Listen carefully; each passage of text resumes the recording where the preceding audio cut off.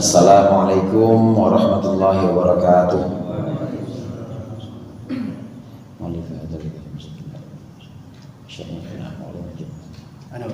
Al-Fatihah.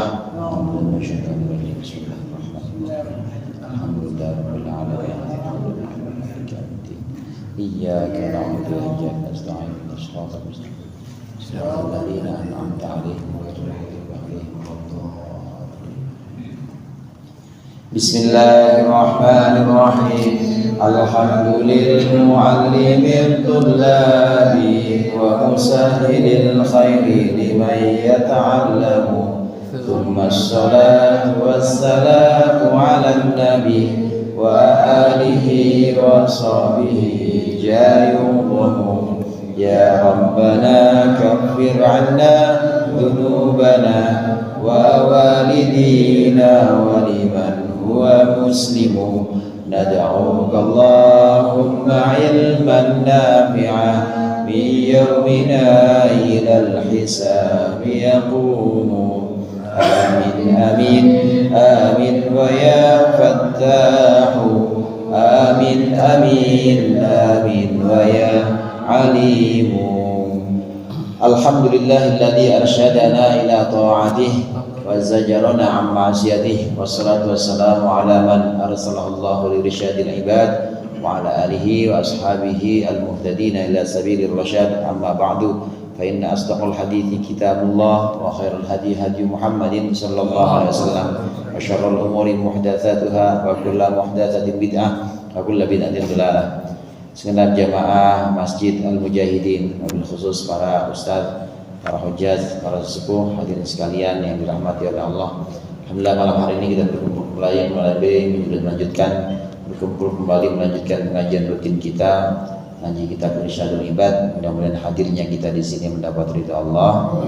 Yang akan kita pelajari jadi ilmu yang bermanfaat dunia akhirat. Amin ya rabbal alamin. Lanjutkan pembahasan tentang 10 terakhir Ramadan dan beberapa keutamaannya. Dianjurkan dalam 10 terakhir Ramadan kita sering-sering iktikaf. Iktikaf itu bisa menghapus dosa-dosa kita, terutama di tanggal 10 terakhir bulan Ramadan, mulai dari 21, 22, 23 dan seterusnya. Ini yang diajarkan oleh Rasulullah SAW. Kalau sudah akhir-akhir Ramadan, udah 10 terakhir, maka Rasulullah ini mulai lebih sering ke masjidnya. Dan masjid Rasulullah dengan rumah beliau nempel karena memang masjid itu adalah wakafnya Rasulullah SAW. Ke masjid untuk itikaf ini sangat dianjurkan di 10 terakhir Ramadan. Ada di halaman 47 ya?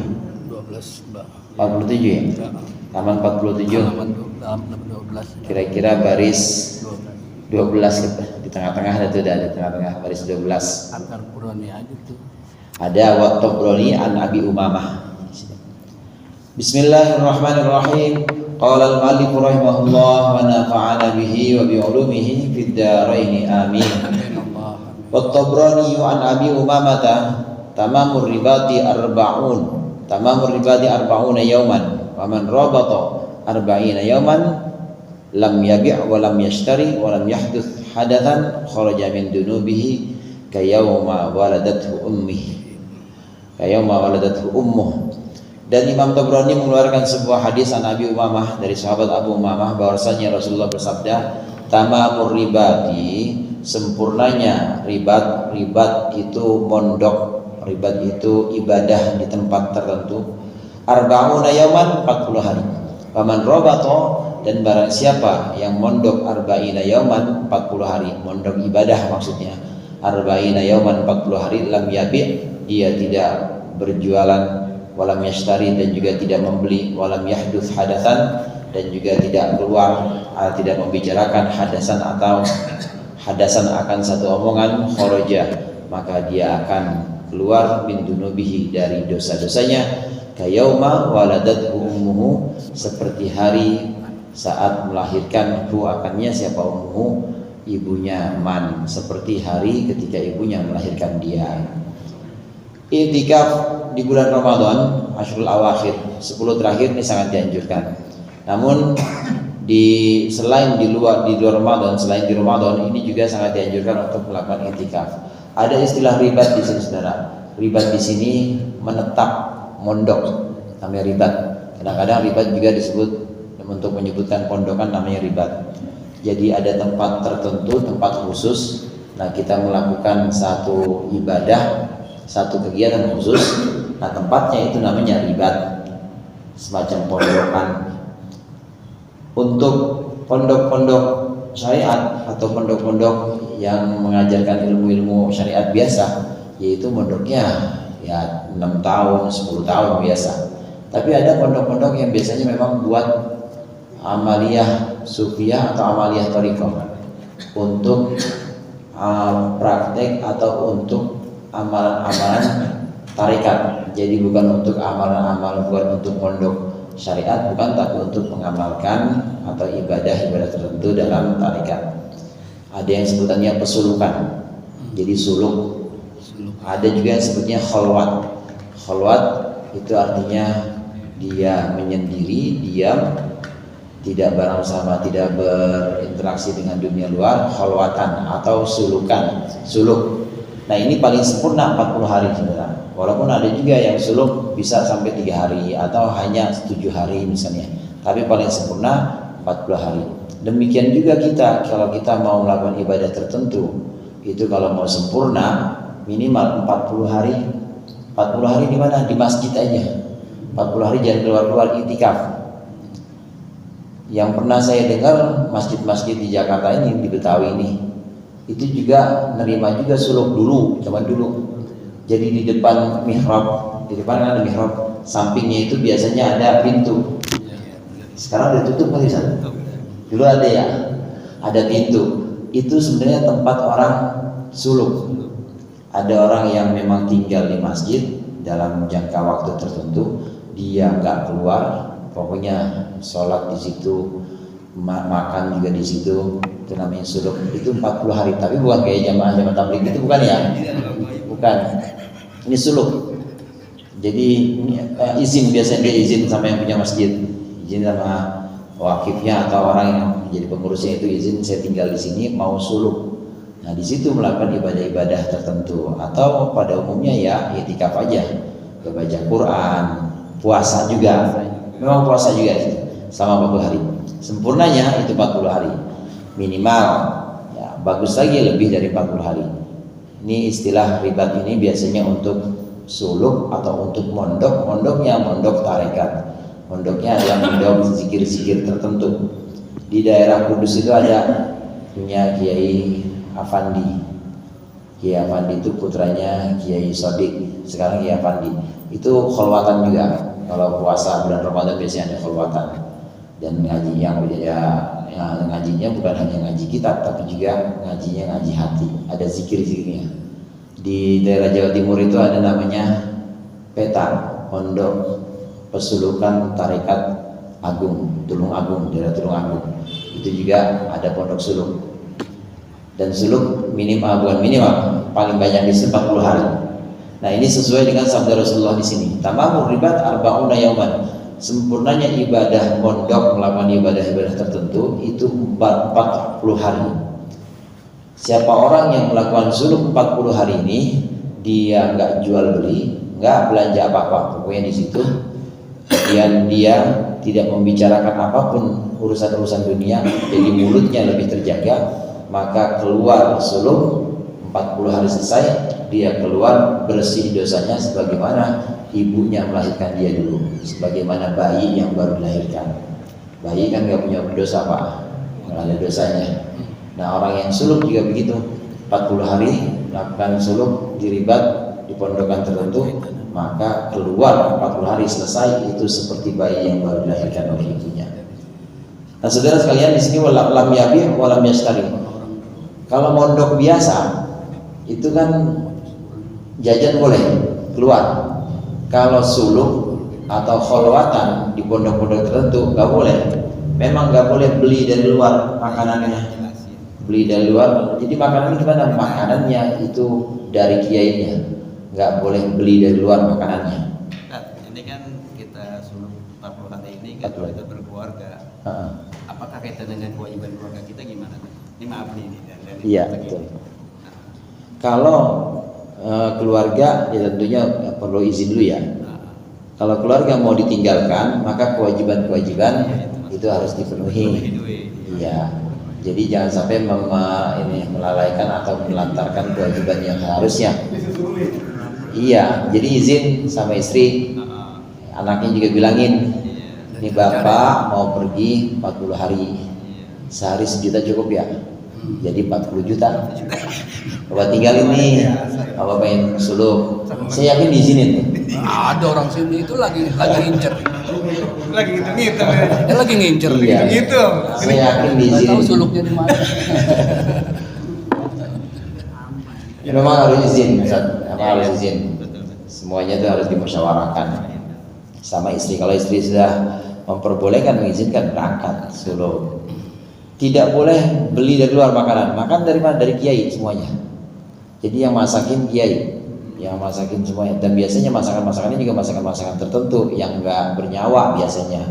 Jadi semacam vegetarian, iya. Masih ada, kalau garam masih boleh. Jadi bukan putih, bukan, tapi biasa, cuma memang enggak ada makanan bernyawa. Selama 40 hari tidak jual beli, maksudnya tidak beli makanan dari luar. Apalagi jual makanan juga nggak boleh, ya suruh si jualan, nggak boleh. Satu lagi, nggak boleh ngomong, nggak boleh banyak ngomong juga. Di Tulungagung itu, di peta itu, di setiap ruangan ada jangan banyak bicara atau ngobrol, perbanyak zikir. Ada tulisan-tulisannya itu, dan jangan banyak bicara. Dasar dari suluk ini hadis Rasulullah yang barusan kita baca. Orang yang suluk 40 hari tidak berjual beli, kemudian juga tidak membicarakan hal-hal duniawi, maka dia keluar suluk sebagaimana bayi yang baru dilahirkan oleh ibunya. Ini dari asal pembahasan kita dari itikaf ke itikaf. Kenapa dikaitkan dengan suluk? Karena dulu sebelum ada pondok-pondok khalwatan atau pondok pesulukan itu, dulu orang-orang dulu kalau suluk di masjid, di samping mihrab itu, samping imaman itu biasa buat suluk. Sekarang samping imaman buat sound biasanya, ampli. Buat apa lagi? Tapi Al Mujahidin pintar di sebelahnya tuh kalau yang mau. Oh iya, ini emang iya benar nih, bisa ini buat suluk. Bisa itu buat suluk. Iya tuh. Waduh. Wa akhraja Ibnu Majah hinna Nabi Muhammad man qama lailatal Id muhtasiban lillah lam yamut qalbuhu lam yamut qalbuhu yauma yamudul qulub. Dan Imam Ibnu Majah mengeluarkan hadis Nabi Umamah dari sahabat Abu Umamah bahwasanya Rasulullah bersabda, man qama, barang siapa qiyamul lail, barang siapa berdiri lailatul Id pada 2 malam Id, 2 malam hari raya, muhtasiban, karena mengharapkan balasan lillahi, karena Allah, lam yamut, maka tidak akan mati qalbuhu, hatinya orang tersebut, yauma yamutu, pada hari mati al-qulubu, beberapa hati, pada hari hati-hati, pada hari di mana hati itu semuanya pada mati. Ini keutamaan iktikaf, dilanjut dengan keutamaan menghidupkan malam Idul Fitri atau Idul Adha, malam Lailatul Id, malam 2 hari raya. Nah, saudara sekalian, kalau 10 terakhir kita dianjurkan, sangat dianjurkan untuk iktikaf. Selesai 10 terakhir kan, malam terakhir malam 29 kan. Malam 29 besoknya puasa terakhir. Berarti besok malamnya itu malam Id, takbiran kalau kita. Di malam takbiran ini juga disunnahkan untuk menghidupkan malam takbiran, malam Idul Fitri maupun takbiran Idul Adha. Disunahkan kita menghidupkan malam. Bagaimana cara menghidupkan malam Lailatul Id, Idul Adha maupun Idul Fitri? Ulama mengatakan paling bagus adalah minimal dengan sholat isya berjamaah. Setelah itu selesai sholat isya, punya niat atau azam untuk sholat subuh berjamaah lagi. Orang yang menjaga 2 ini, sholat isyanya dia jaga jamaah, kemudian dijaga juga sholat subuh jamaah, maka dia seperti orang qiyamul lail sepanjang malam. Itu seperti orang yang begadang semalaman suntuk dengan sholat. Orang yang sholat isya berjamaah, maka kata Rasulullah, Faka'annama qaumal laila nisfahu, kata Rasulullah. Orang yang sholat isya berjamaah maka dia seperti orang yang sudah begadang ibadah setengah malam. Wa man shalla as-subha fi jama'atin faka'annama qaumal laila kullah. Barang siapa yang sholat subuh jamaah maka dia seperti orang yang begadang sepanjang malam. Subuh berjamaah, isya berjamaah. Susahan subuh berjamaah, isya berjamaah.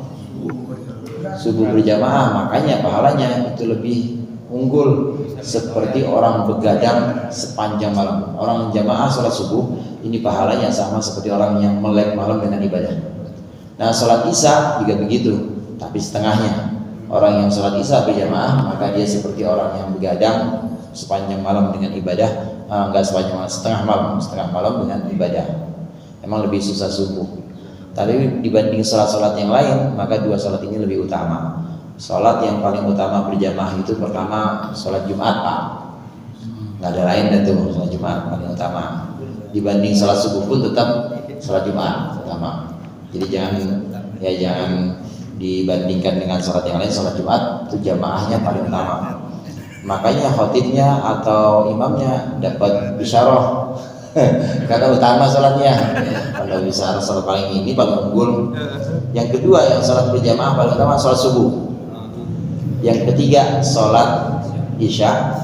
Yang keempat sholat zuhur. Yang kelima sholat asar. Nah terakhir yang ketiga sholat zuhur tadi ya. Yang keempat sholat asar. Yang terakhir sholat maghrib. Sholat yang dilihat dari jamaahnya paling utama berjamaah itu yang mana? Itu ada 5 itu tadi. Malah sekarang paling banyak maghrib. Padahal yang paling utama subuh. Maghrib ramai banget, isanya pada berkurang. Subuhnya habis, tinggal 5 mama yang komat doang. Bisa maju, subuh maju lagi. Ini menghidupkan malam Id. Di antara cara menghidupkan malam Lailatul Id, minimal kita sholat isya berjamaah dan punya niat untuk sholat subuh berjamaah juga. Ya minimal sholat isya sama subuh ya. Iya itu. Lagi dengan takbiran gitu ya. Ya apalagi seringnya dengan takbiran itu luar biasa menghidupkan malam. Allah yarham Kiai Maimun Zubair ini mengajarkan juga sholat sunnah, sholat hajat. Karena di malam Idul Fitri maupun Idul Adha itu hajat kita mustajab, hajat kita pasti dijawab oleh Allah, nggak mungkin ditolak. Itu termasuk malam-malam istijab atau malam-malam yang dikabulkan doa. Jadi sholat hajat juga di situ, sholat isyanya jamaah ditambah dengan sholat hajat, ditambah dengan zikir-zikir, terutama zikir paling utama di malam itu tidak lain adalah takbir karena malam hari raya. Nah terus di sini hadirin disebutkan oleh Rasulullah, lam yamut qalbuhu yauma yamutul qulub. Orang yang menghidupkan malam hari raya maka hatinya tidak akan mati pada saat orang-orang hatinya semua pada mati. Orang-orang hatinya mati karena banyak keinginan-keinginan dunia. Orang-orang hatinya banyak yang mati karena sudah dipengaruhi oleh media sosial. Orang-orang hatinya banyak yang mati nggak bisa memandang jernihnya persoalan. Tapi dia enggak, dia tetap tenang, dia bisa menganalisa dan bisa memahami satu masalah yang sesungguhnya secara hakiki bagaimana. Jadi orang-orang pada kalap misalnya, orang-orang pada bingung, orang kalap atau orang bingung itu biasanya karena hatinya kurang terang, hatinya nggak berfungsi. Tapi kalau hatinya berfungsi dia nggak bakal kalap dan bakal bingung karena hatinya senantiasa hidup. Nah orang-orang pada bingung atau pada gelap hatinya, nah dia tetap hidup. Ini orang yang menghidupkan malam Lailatul Id, Lailatayil Id, malam hari raya baik Idul Fitri maupun Idul Adha.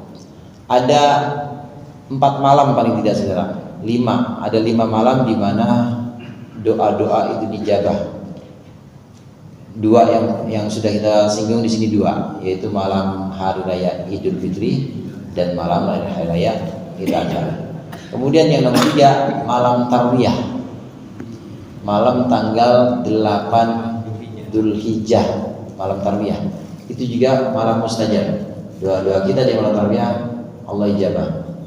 Yang ketiga malam Arafah. 4 ya berarti ya. Yang keempat malam Arafah, malam tanggal 9 Dzulhijjah. Jadi 2 malam ini, malam tarwiyah biasanya pada sahur, kemudian malam Arafah juga pada sahur. Nah, ini dihidupkan juga malam ini dan juga mohonkan hajat di malam ini. Istighfar Allah ijabah itu doanya. Yang kelima termasuk malam mustajab di mana doa-doa itu Allah kabulkan, malam nisfu Sya'ban. Itu kata Imam Syafi'i. Imam Syafi'i bilang 5 malam ini berdoalah maka akan Allah ijabah doamu ini. Dan 2 malam hari raya ini punya posisi yang paling penting. Ini doa kita ini akan Allah kabulkan. Selain itu juga hati kita tidak akan mati. Nanti di tatkala hati orang-orang mati, gelap hati orang-orang banyak yang tidak bisa berpikir, orang ini kita tetap hati kita hidup. Ibnu Asakir an Mu'ad, dan Imam Ibnu Asakir mengeluarkan hadis dari sahabat Mu'ad, man ahyal layaliya al-arba'ah, barang siapa yang menghidupkan 4 malam yang 4, wajabat lahul jannatu, maka wajiblah untuknya apa jannatu, surga.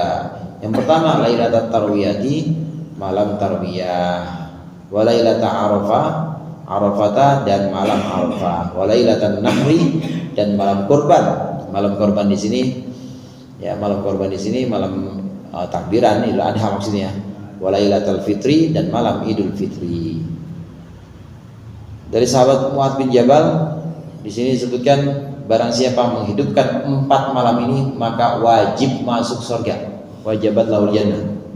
Yang pertama malam tarwiyah 8 Dzulhijjah, yang kedua malam Arafah 9 Dzulhijjah, berturut-turut nih. Yang ketiga malam Idul Adha, malam 8, malam 9, malam 10. Itu berturut-turut. Nah, satu lagi bisa, yaitu malam Idul Fitri. Jadi malam 1 Syawal. Siapa yang menghidupkan 4 malam ini maka wajib baginya surga. Kalau tadi yang mengikutkan nisfu Sya'ban, ini pendapatnya Imam Syafi'i. Imam Syafi'i itu ya imam kita. Saudara sekalian, Imam Syafi'i meskipun dikenal dengan mujtahid atau min jumlatil fuqaha, termasuk golongan ulama fikih, bukan berarti Imam Syafi'i itu tidak tasawuf. Imam Syafi'i itu sangat sufi, sangat gaya hidupnya itu sangat sufi dan sangat zuhud Imam Syafi'i. Kenapa kok Imam Syafi'i memalik gurunya, begitu juga Imam Abu Hanifah yang lebih senior, Imam Ahmad? Kenapa kok nggak terkenal tasawufnya dan tidak banyak cerita-cerita tentang tarekat atau tentang amalan-amalannya? Karena memang yang sedang dibutuhkan pada waktu itu fikih. Orang-orang pada waktu itu masanya sekitar tahun 150 sampai 250-an lah, 1 abad. Itu yang paling di Hijriah itu, yang paling dibutuhkan ilmu fikih memang pada waktu itu.